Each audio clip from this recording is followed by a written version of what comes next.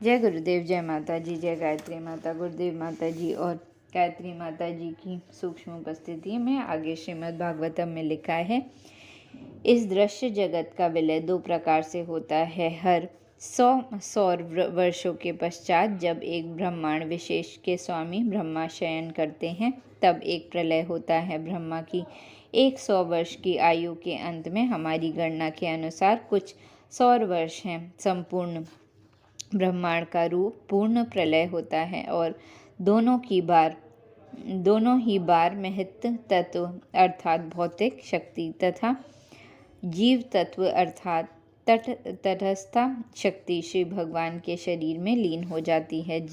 सभी जीव श्री भगवान के शरीर में तब तक सुप्त रहते हैं जब तक जगत की दूसरी सृष्टि नहीं हो जाती। भौतिक जगत की सृष्टि, पालन तथा संहार का यही विधान है।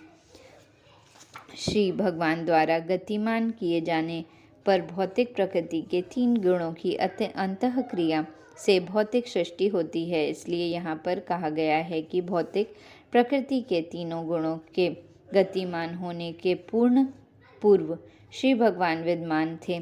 स्तुति मंत्र में कहा गया है कि सृष्टि के पूर्व केवल सर्वोपरि भगवान श्री विष्णु का अस्तित्व था। तब न तो ब्रह्मा थे, न शिव, न ही कोई अन्य देवता। श्री विष्णु का अर्थ है महाविष्णु, जो कारणार्णव समुद्र में लेटे हुए हैं। उनकी श्वास से ही सभी ब्रह्मांड बीज रूप में उत्पन्न होते हैं और धीरे धीरे प्रत्येक ब्रह्मांड के अंदर असंख्य ग्रहों का विराट रूप विकसित होता है। ब्राह्मणों के बीज उसी प्रकार विशाल आकार ग्रहण करते हैं जिस प्रकार एक वट वृक्ष के बीजों के असंख्य वट वृक्ष विकसित हो जाते हैं। ये महाविष्णु भगवान श्री कृष्ण के पूर्ण अंश हैं, जिनका उल्लेख ब्रह्म संहिता में इस प्रकार हुआ है। मैं उन आदि भगवान गोविंद को सादर नमस्कार करता हूँ, जिनके पूर्ण अंश महाविष्णु हैं। ब्रह्मांडों के अधिष्ठाता सारे ब्रह्मा उनके दिव्य शरीर के रोमकूपों से उत्पन्न ब्राह्मणों के पश्चात उतने ही समय तक जीवित रहते हैं जितने में श्री भगवान श्वास छोड़ते हैं। इस प्रकार गोविंद अर्थात भगवान श्री कृष्ण महाविष्णु के भी कारण रूप हैं। आपस में वार्तालाप कर रही स्त्रियों ने निश्चित रूप से यह वैदिक सत्य किसी प्रामाणिक स्रोत से सुन रखा होगा।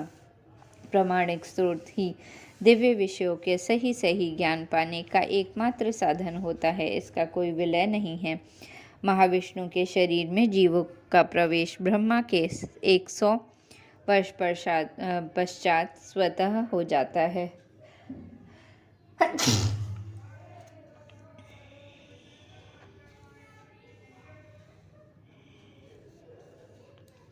लेकिन इसका अर्थ यह नहीं है कि व्यक्तिगत जीव अपना अस्तित्व पहचान खो देता है। पहचान तो बनी ही रहती है और ज्यों ही श्री भगवान की परम इच्छा से दूसरी सृष्टि होती है, त्यों ही सभी सुप्त निष्क्रिय जीवों को छोड़ दिया जाता है, जिससे वे अपने पूर्व जीवन के विभिन्न कार्य क्षेत्रों के अनुसार अपने कार्य को आगे बढ़ा सकते हैं। यह सप्तोत्थित न्याय अर्थात निद्रा से जागकर पुनः अपने कर्म में लग जाना